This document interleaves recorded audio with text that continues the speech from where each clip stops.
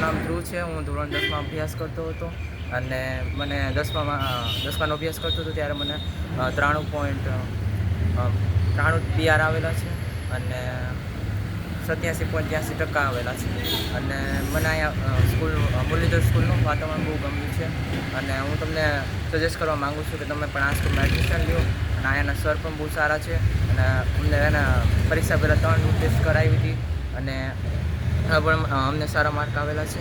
તેથી એને આગળ મને બોર્ડની પરીક્ષામાં મદદરૂપ થયો છું. એટલે હું તમને સજેસ્ટ કરું છું કે આ સ્કૂલમાં તમે પણ એડમિશન લો. અને તમારે કયા વિષયમાં સૌથી વધુ માર્ક આવ્યા છે? મારું સૌથી વધુ માર્ક છે ને સંસ્કૃતમાં આવેલા છે. કેટલા? 76. અને સંસ્કૃતના સર પણ બહુ સારા હતા.